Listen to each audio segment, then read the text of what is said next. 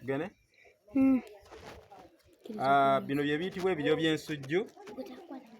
Ebiryo ebibisi tubiyita empambo. Ovola waliwo mu buwangwa bwa Buganda kye tuyita okulumira empambo.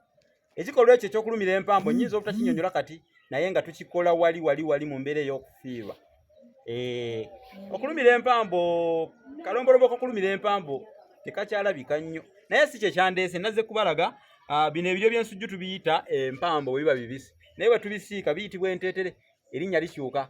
Abasajja mulina okwettanira ennyo okulya ebiryo bino eby'ensujju kubanga birimu zinki mungi. Abazungu ekirungo ekyo abazungu bakiyita zinki. Bikuwa endasi n'obeera nga oli musajja mmekete, omusajja empaddu, enkoboggoli. N'olwekyo obirya. Abakyala musikire abaami ebiryo bino, nsigo za nsujju. Siika